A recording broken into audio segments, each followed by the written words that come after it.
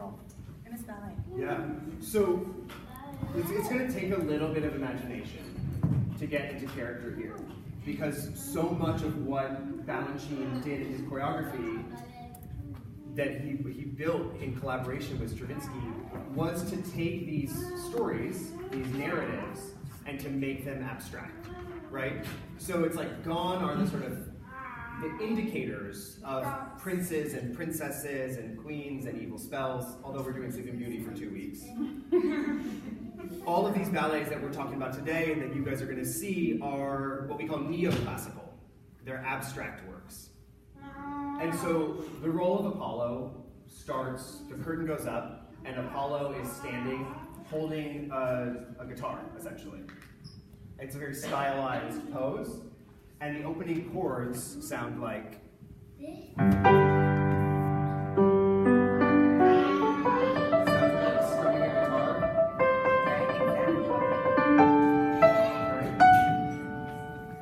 So the structure of the ballet is about Apollo coming into this world fresh. He's just been born, but he's half God. And he's learning his body. He's learning his body as an instrument. And so the whole first solo that he does is his experimentation with what his body is and isn't capable of doing. So there are a lot of themes where he goes to take a first tentative step and collapses. He doesn't know his legs yet. He doesn't know what they're capable of doing. You guys have ever seen like a baby deer or any sort of puppy with those boots on or something like that? It's kind of like that, like you're testing out the water and you're like, oh, never mind, can't do that again. So that's exactly what we're gonna see. We're gonna learn this opening solo. All right? Yeah. Are you guys ready? We got advanced. Yeah. We're off the bar. We're warmed up. Right. And so there's a lot of wiggle room in this choreography for us today, because we don't have guitars for everyone. So the body is the instrument, but we're still going to start in whatever you feel is a power posture for you. So that can be this classic Apollo with the port de bras that we were practicing. And when that music starts, we're going to start strumming our guitar. We're going to start slowly. And it can be a wide stance, seated stance. Get that on faster and faster and faster. And we're going to take that imaginary guitar. We're going to lift it up overhead. It's an offering to Zeus, to God, who's also your father. It's complicated. And inspect it. Look at those hands. Look at your arms. Look at your shoulders. Strum that guitar again. Back up overhead. All right? This is exactly how the dance opens. It is. I don't joke about these things. This is the choreography. It's the choreography. So it starts with a slow strum. And the idea is you're hearing music for the first time. And you realize you're making that music.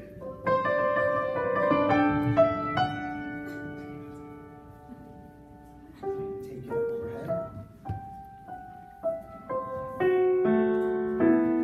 Discover your hands, discover your fingertips, discover your arms. Strum that guitar. Maybe crouch down small. Up. So it's all about this acute listening to the music. So maybe one more time, we'll just stay still and we'll listen to Alan play. And we'll get a sense of the arc of this melody. Because as Unity was saying, it's complex. It's not just a straight 8. It's not a 5, 6, 7, 8. Right? We're dealing with 11s and 14s. And so it's really about waking up to the ways that your body responds to the music. That's exactly what Apollo is doing in solo. He's responding to the music. And then further in the ballet, as it goes on, he then has these 3 muses who offer him different art forms. And he has to see which one he responds to. So this is him just discovering art for really the first time. Transubstantiation. Discovering art by discovering your own body. Chew on that. Yeah, that's just nice. All right, so let's give another listen. Let's just listen. Maybe let's close our eyes and just listen to this melody.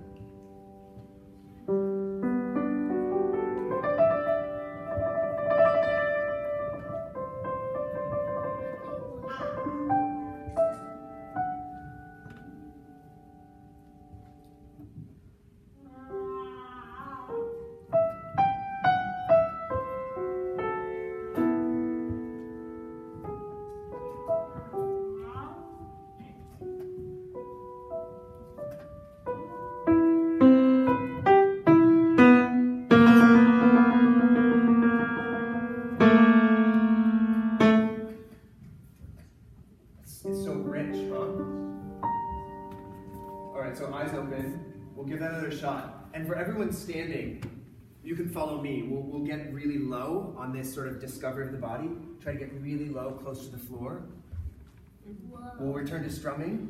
We'll give lots of little steps.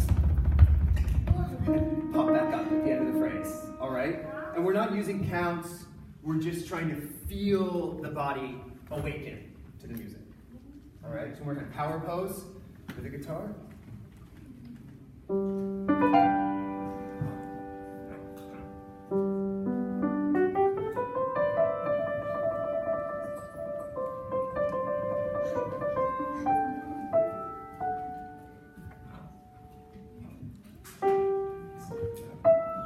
It's an offering. Discovery. You have fingers, you have bones, you have flesh, you have muscle. You can get low. Strumming. Awesome. Awesome.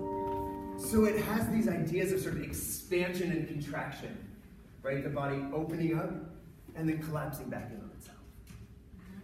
So the next bit, and again, you know, maybe 2 weeks we can buy a bunch of guitars. Work on that. Apollo uses the instrument to measure his own body. So he has this guitar, right? Let's say it's the width of the shoulders. And he uses it to measure the length of his arms. Oh, that's a perfect fit. He brings the other side. It's a perfect fit. He circles his head. Still a perfect fit. Circles the other way.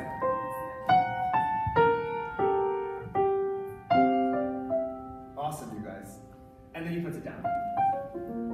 He's like, it's enough to figure out this. I don't need the guitar right now. And then we have a new melody, and this is just awakening to breath. It goes opening and exhaling. Inhaling audible breaths and exhaling.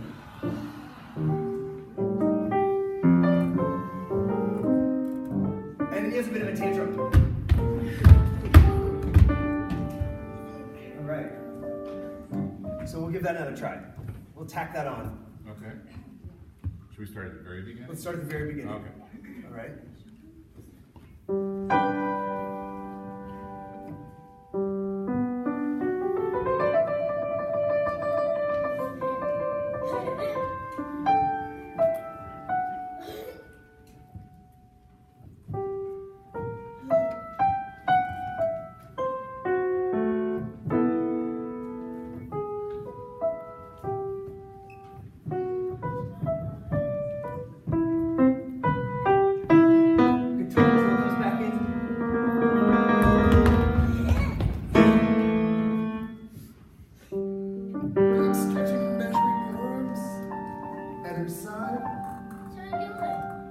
Circle the head.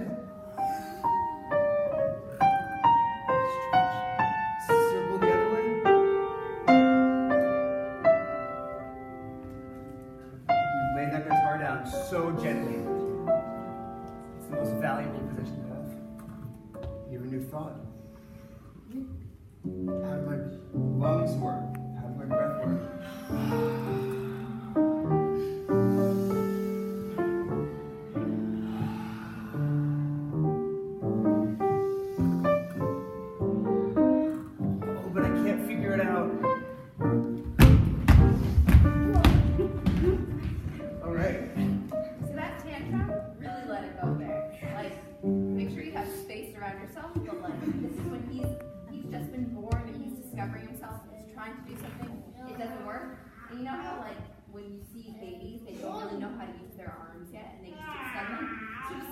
Extending your arms in different directions, like a flail. So that's Apollo's birth. And then the three muses arrive. Calliope, Polyhymnia, and Terpsichore. And they are the muses of poetry, of theater, drama, and of dance. And they each try to teach him what they know. And because this is a ballet, Apollo chooses dance. and he anoints Terpsichore after she dances the solo and sort of gives him her knowledge. And then he arrives to another moment of solo. And this part is much more realized, right? He's grown up. In 20 minutes, he's gone from birth to godliness. I mean, it's crazy, but That's bad. that's valid.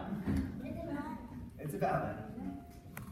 So the second solo has a very different intention behind it. He's a fully realized God at this point. And he assumes a series of poses. You guys will see this on stage next week. But they're the most iconic poses in the Balanchine ballets. And the first one, he assumes a fifth position. We can take a first position with the legs if we're standing, feeling that external rotation, which opens the body and opens the heart and projects your energy out, right, to an audience of 3,000 people. And the first pose, he holds up the weight of the world. Right? So imagine all that weight pressing down on your hands and what it would take muscularly to support it. When the next pose comes up, and we call this eagle feathers. So it's like a bird on the edge of a cliff looking out over a landscape. Right? Think of all you can see from the top of the World Trade Center. And these are your eagle feathers, and they crown your head. Right? And they have a slight vibration in them because the wind is picking. Right? So we have the weight of the world. Eagle feathers, big circle, all encompassing, take the whole world in, and then it pushes open like you're pushing through taffy. And this is just the body moving from the back. So you can lean forward, you can let the head go, and your arms open up, and clear space. Beautiful, you guys. Yeah, very nice. So that, you really feel the weight of the world here, and when you keep moving through it, you keep that intention. So this intention here of having all of that, it doesn't go away. You still are really feeling it as you push through everything. There's a lot of weight in your arms. That's really all that's moving. Even in the solos, you're not moving a lot. You're just moving your arms. You really have to build the intention behind it. And for those of you standing, if you want, there's a great release there. Because you support the weight of the world, you peer out over it, and if you want to, and if it feels safe, you can do a big jump. We jumped at the bar a little bit, so then. Okay. So that's an option. We can just keep adding layers, all right? Yeah, should we try that? Be safe with the jump. Don't go too high. He doesn't go that high when he does it. No, he goes, I'm saying, no, the character doesn't go that high. Adrian goes very high. Adrian goes very high. And weight of the world, peering out eagle feathers. So this is just moving through quicksand, feeling all the muscles in the back open, bringing the arms through, clearing the clouds. Up head. And this hand open, just like I'm a little teapot, deeply to one side.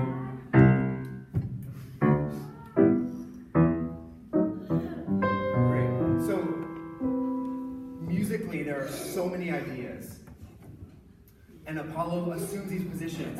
And because it's taking its cue from ancient Greek mythology, have you guys ever seen like old Greek urns where everyone's like, you know, in profile? So it's that idea. The hands come sharp up, almost like spatulas overhead. And they open. And you can take a step and lean, and a step and lean. And then there's this great moment where he assumes this position, and we'll just do it with both hands out, and he alternates, hands flash, like light bulbs. You can do two. This is now a dancer's choice moment. You guys are all the dancers. You get to decide which opens first, if you do two in a row, if you only want to do one, and then switch and switch, whatever you do here. This is your creativity takes the lead here. Or it could just be one slow opening, like a flower blooming. Right? Whatever feels good in your body. And the story here is that Balanchine was in London and he was in Piccadilly Circus and he saw a glove shop.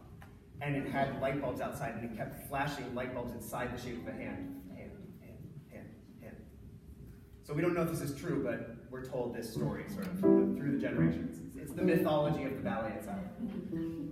All right, so we'll add that on from the beginning again. Weight of the world. Weight of the world.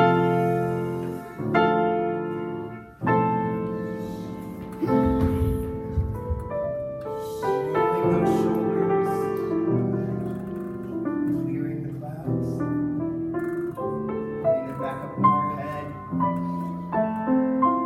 leaning side, pouring out the knowledge. Here's a musical idea.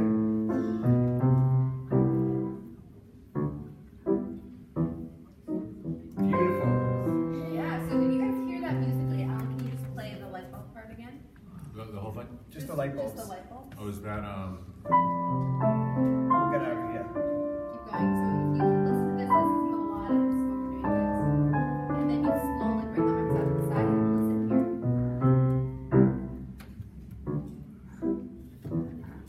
Do you hear that musically? So that's when in the dance, that's when, but you guys can take this music because everybody hears music differently. And you can do whatever feels right. If it feels right for you to go in the silence, and then move when it, or not move when there's music, then that's completely up to you. But that musically should kind of inspire your movement when you decide what you're going to do. and also it's really interesting because people don't think of this, but music is also silence besides sound. So,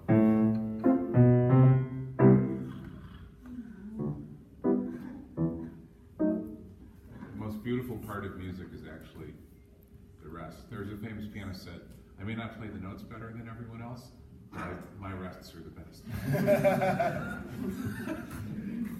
So filling out that space with your Yeah, music. silence is a really important, and in dance, I imagine. Absolutely. Non-movement is as important as movement. Absolutely. And the next ballet we're going to learn bits from, Agon, has two very important starts to the dances that begin in silence, where the musical score, the first note, It's silent. is silent. That's right. So Yeah, let's try it's a big this deal. whole thing again, one last time. Full weight of the world, as we're talking about. And also, maybe, because I'm so close up here, I can just hear audible breaths. And I think that's something that might help also. So really feeling, expanding the lungs as much as possible, breathing through it. Any other tips or advice for this? No, I think Megan taps into something that's really important. And it took, as a ballet dancer, it took me a really long time to realize that my ballet practice could be informed by my breathing. Because so much what we do in ballet is we deny the effort, right? That's why it looks so exalted on stage. But if you, Megan's right, I'm up here, I'm going,